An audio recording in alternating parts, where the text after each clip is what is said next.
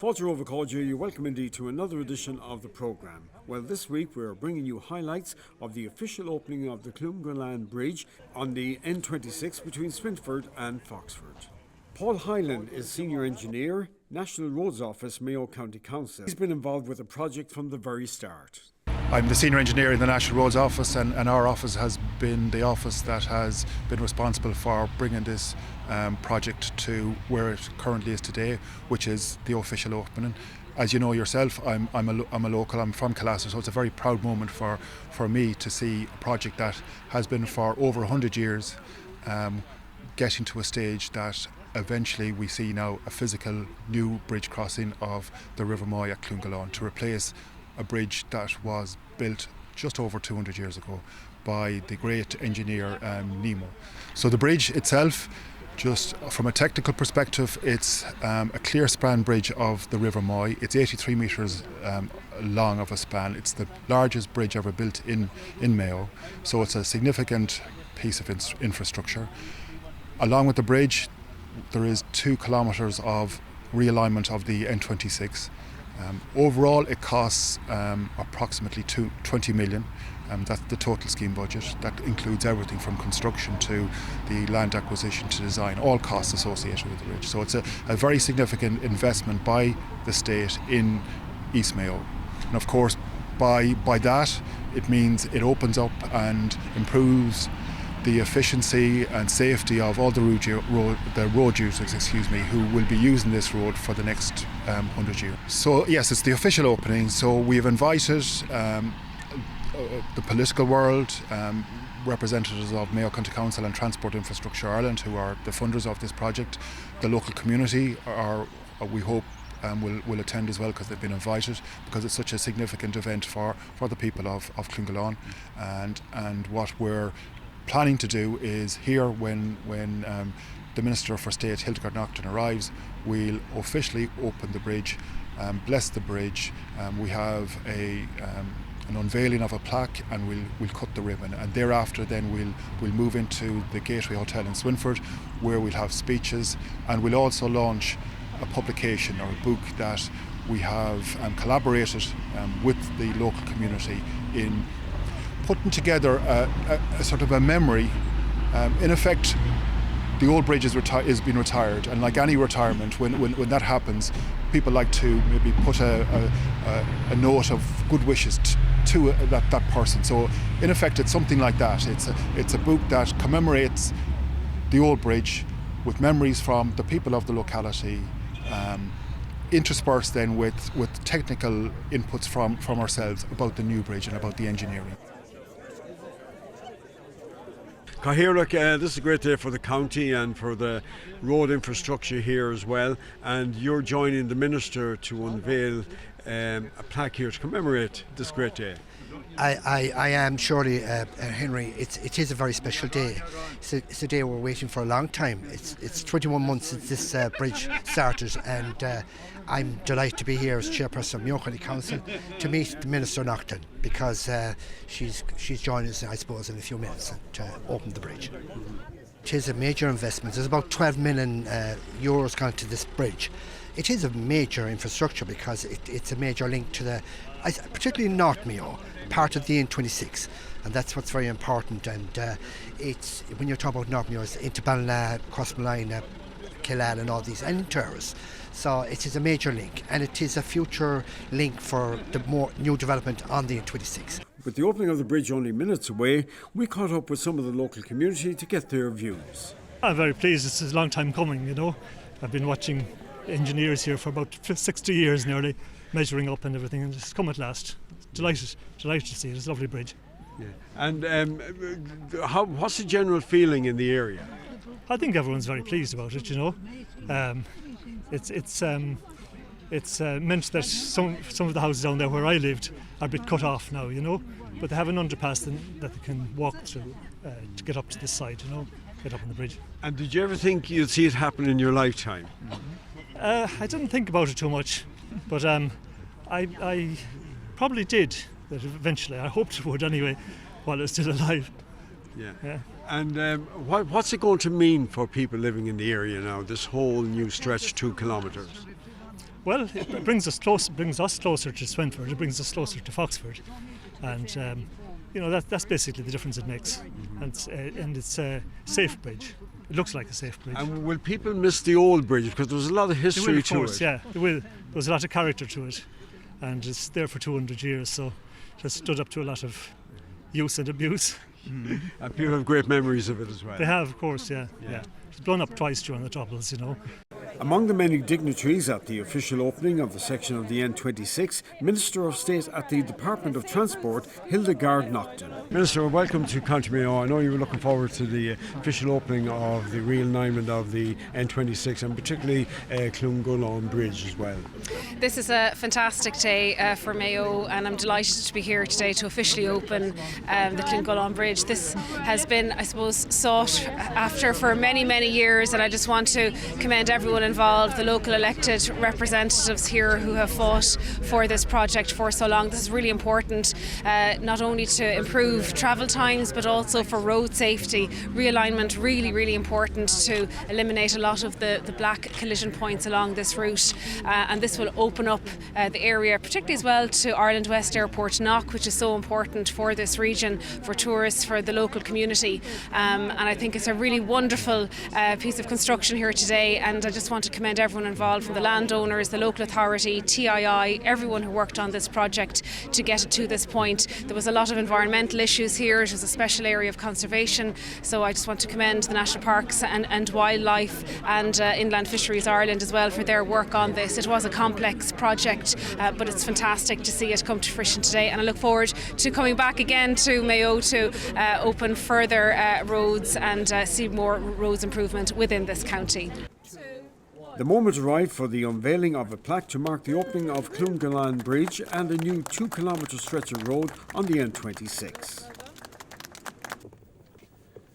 God our Father, hear our prayer, and be so kind as to send your holy angel from heaven to visit, guard and protect this bridge and all who pass over it, through Jesus Christ our Lord. Amen.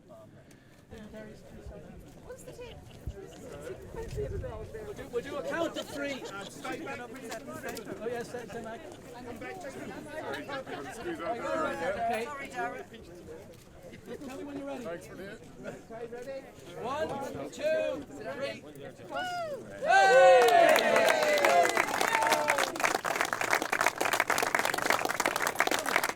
Well, with the ribbon cut and the bridge officially opened, guests headed for the nearby Gateway Hotel Swinford for the launch of the Cloongullane Past and Present book. In 1822 and 1825, and it has served the community well, but it's a very fantastic day that we can welcome the new bridge. It's a great event to be here at the opening of the new Cloongullane Bridge and a new piece of roadway. As you know, the old bridge was over 200 years old and really was no longer fit for purpose, and one of the main things was, I suppose, listening to the communities and the need for a safe access, and also opening up the north of County Mayo as an opportunity for businesses to move there, to flourish there, because as we know, connectivity to the main routes in the country is one of the main drivers of economic well-being. So the council have been involved in this project for quite some time. We started work on the project in 2020 in the midst of the COVID restrictions, so I think all credit must go to the team at Mayo County Council, the road design office and the contractors and the engineers and consulting engineers that led this project for us, because it was some achievement to build this on time and in such a high quality product that we now can see out there. So the council is very proud of its involvement, proud of the cooperation that the landowners have shown to get this project off the line, and of course the other statutory bodies. Thank you, Paul Cahirlock, Minister. This is such a special day for the county, but especially for the east and the north of the county as we open Cloongullane Bridge. And it's the first river crossing of the River Mayo in many generations, the first substantial investment in the N26 since 2004. So this is a really special day and I'm thrilled to be here. Of course, you live in Ballina, which of course links up on the N26. I'm sure you'd like to see more of that realignment of the N26 over the coming years and finish off that whole stretch of road there. Absolutely. It has been one of my greatest frustrations in the last 15 years. We got it to a stage in 2010 where we had full planning permission for full realignment and that got turned down.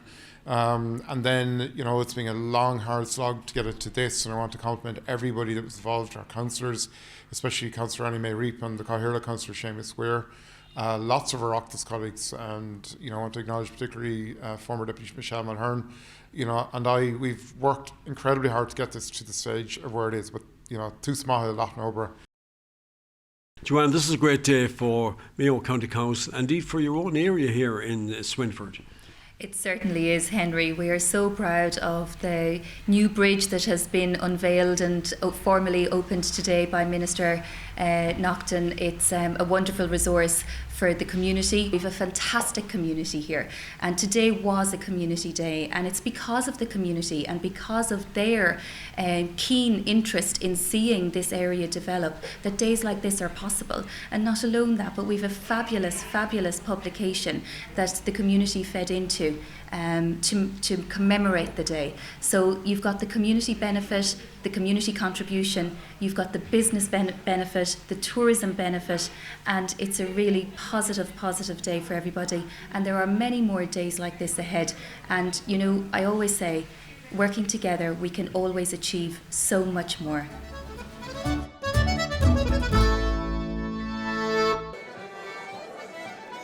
Fáilte Rash, you're very welcome back to part 2 of the programme. Well, here we are in the Gateway Hotel Swinford, where a large crowd has gathered for the launch of the book Cloongullane Bridge, Past and Present. Díobh go léir is mór an onúir dom a bheith an seo aniu ag an ócáid fierce speisialta in Bhuala Mayo. I'm honoured to be here today to officially open the Cloongullane Bridge. And I'm sure, as most of you know, that the bringing this N26 bridge project through from concept to design and to realisation was no small feat. And I think today's opening is a real credit to everybody involved in this project. I'd just like to introduce myself. For those of you who don't know me, I'm Paul Hyland, better known in the locality of Ballina Chris's son. But from my work background, I'm a senior engineer in the National Roads Office of Mayo County Council. So when my colleague Julie Ryan and I met last year to discuss plans for the official opening of the new bridge at Cloongullane, we had two priorities. Firstly, it was to recognise the efforts of the many people involved in bringing the new bridge project to fruition, and secondly, to honour the rich legacy of its predecessor, the old bridge. After much consideration, we decided that a publication describing the development and construction of the new bridge, interspersed with stories from local people whose lives were intertwined with the old bridge, would serve as a fitting tribute to both. With all the speeches over and the official launch of the book by Minister Hildegarde Naughton, we caught up with Julie Ryan, who was very instrumental in putting this wonderful book together. Julie, congratulations on the wonderful book. When you started out in this project, it was only an idea first, but you were surprised at the response you got. Absolutely. Paul Hyland approached me to see would there be an interest in creating a publication to commemorate the the final fruition of the bridge at Cloongullane, and just something to commemorate and to launch on the day of the opening, which we have done today. And the welcome and enthusiasm of the local community was absolutely fantastic. And it was people near and far. People sent items, pictures, articles from the UK, other parts of Ireland, and of course our locals as well. Lots of stories, a lot of emotional stories, happy stories, sad. There was tragedy at the bridge as well, all of which now are recorded in the book. Well, we're here now and we are joined by some of the contributors in the book here of the Cloongullane Bridge, past and present. A wonderful booklet, as Julie outlined. So let's go to, we better start here. And of course, you come from a musical background, Margaret, and your father used to play the music. Yes, that's right, yes. My father was John Howley, and he played the fiddle and the melodeon. And he used to play for us in Cloongullane School, who were preparing for the fish in Meelick. We used to use set dancing. So that's what he done. I started teaching in Cloongullane School in 1958, and I was there until 1973. It was a two-teacher school. Mrs. Phelan was the principal, and I was the assistant mistress. And the numbers were going down then, and it did drop to a one-teacher school, and later then, about a year after I left and went to Midfield School in the same parish of Swinford, it dropped to a one-teacher school, and Mrs. Phelan continued there for a year or more, and she was the school was amalgamated then with Colleen School in Meelick. A local man, Paddy Gallagher, who was an agricultural instructor up in Donegal, started up a branch of Macronaferma in the area, and the cooperative society then came from that Macronaferma. There was a building got purchased for the shop, and for a number of years they sold fertiliser seeds, brought them into the railway station in Swinford and brought them down there, and so that continued until about the mid-60s, well, the mid-70s, sorry. And at that stage then, milk started going to Rathscanlon and people started dealing in the co-op in Rathscanlon, and that was the finishing of the small co-op in Cloongullane. Dad was a builder. He learned his trade from the Mulligans here in Swinford, who were master builders. They did some amazing jobs, Swinford Church being one of them. Dad worked at the church for him. But about 1949, it was a bit before my time, so I'm only hearing what I'm only reiterating what Dad used to tell us. When he started this job, it was a major job. Himself and a guy called Harry O'Hora, whom he first met up with, and who was a master tradesman as well. They both met up and working through Mulligan's, but they decided, well, they were selected to build this ball alley in Cloongullane. But sadly, not very long after they got going, Harry O'Hora got ill, and he didn't go ahead. He died shortly after that. So Dad finished off the job himself. You used to go salmon fishing on the famous River Moy, which is just under the bridge. Night time. Why night time? You know why? Bargers. But what we used to do was it was a sod of turf, and a special sod, because it have to be a sod that is soaked plenty oil. It have to be whitish turf, like soaked plenty oil. Put a stick through it, and you'd light the sod in, and you'd have your father, maybe whoever to be, with the gaff, and of course the salmon will come around, and he's dazzled or whatever it is, and he catches them, and you catch them then with the gaff. Now the bridge, from what I hear talking to people, was a great meeting spot. Oh, absolutely. I mean, because there was 9 of us in the house, and I mean, on Sunday, everybody went off to play and meet up with friends, and I mean, we've met at the bridge, and just to remember all the people that we met there that went off to different lands, and also ones that have passed to their eternal reward, like my sister Marie and Maureen O'Neill and Paddy Mulligan, you know.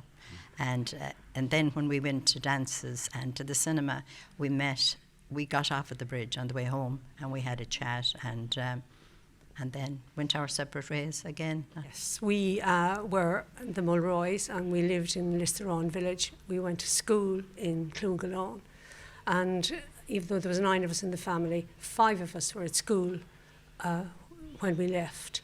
And my memory is of the day that we left, and there was a guard of honour each side of the road as we left, and Mrs. Phelan giving us a holy picture that hung in our kitchen from 1962 until 2002 when my mother died.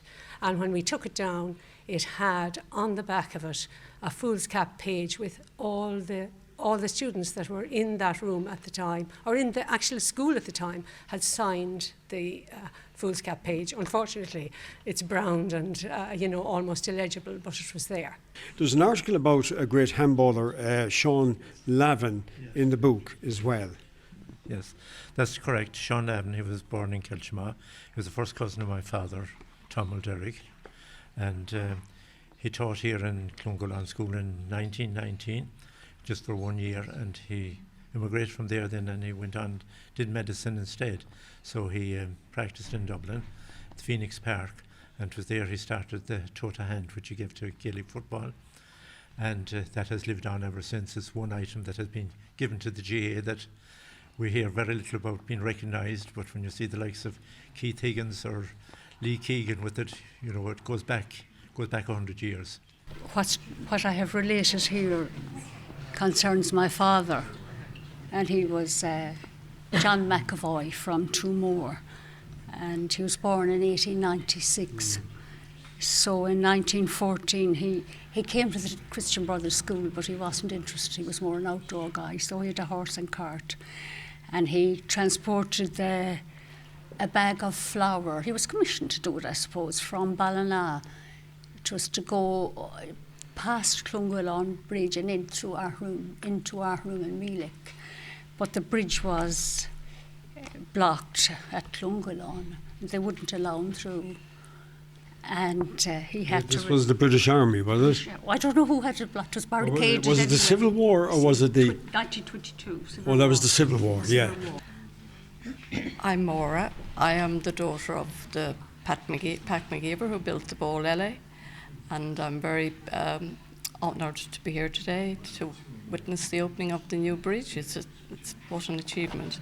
I feel each time I go over this bridge, I always say, "Oh, my dad built that," and I bring, because I don't live here now, I live in England. I bring my children and my grandchildren, and I say, "Your granddad built that Bowl Alley." So we have a little bit of a chat about it. So now, the first article in the book is the old bridge, and your land went right up to that bridge. You have great memories of... Great memories of the bridge. It was important to us, and because anywhere we went, we had to cross the bridge to go to school, to go to town, to go to mass, to visit any relations, all seemed to be across the bridge. I have very pleasant memories of attending the school because we walked to school every day and back again in the evening, and in order to get to the school we had to go up through the bridge because there was no other way of accessing the school, and that was a kind of a daily recreation. I suppose in the evening time coming home we'd be chatting and talking, and often got reprimanded for being late coming in the evening for the dinner.